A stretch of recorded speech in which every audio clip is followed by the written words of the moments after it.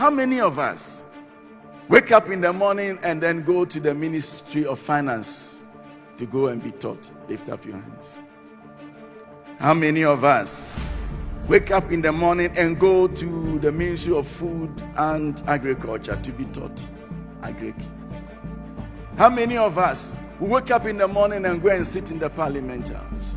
But these people who work in all these spheres, they come to us every Sunday to learn of God.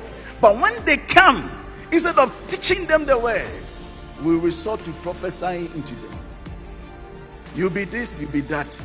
Prophecy is a specific word for a specific people at a specific time.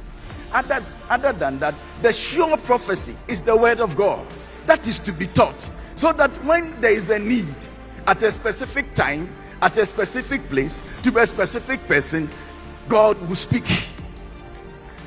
You just go and then disturb the church. You are not raising anybody. Look at the advantage of all the politicians coming into your church. What you are interested in is money. Instead of raising them to go there and make impact so that there will be transformation, we don't teach them.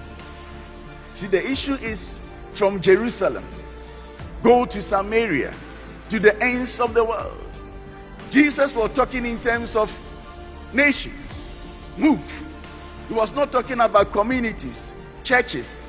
They had a national focus, and somehow we have lost that. We are busily building our churches, and the devil is taking the children on the streets. He's managing the parliaments. He's managing our institutions, and we are busily building our own churches. The situation in Isaiah's day is not different from ours today. So justice is driven back, and righteousness stands at a distance. Truth has stumbled in the streets. Honesty cannot enter. We can also describe ours as that. Truth is nowhere to be found, and whoever shuns evil becomes a prey.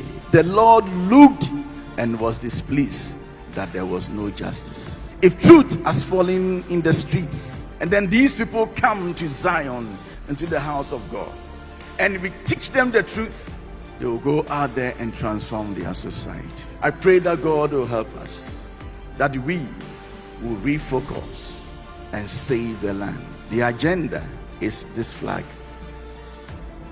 not our churches. God bless our homeland, Ghana, and make our nation great and strong. In the Old Testament, Israel were a kingdom of priests, but in the New Testament, we are royal priesthood.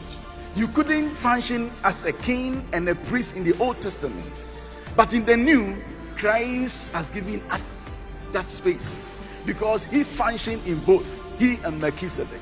And once we are stepping in his shoes, we ought to function in both. So in the New Testament, we are royal priesthood. And if you are a priest, you must offer spiritual sacrifice unto the Lord. But if you are a king, you must be concerned about the nation.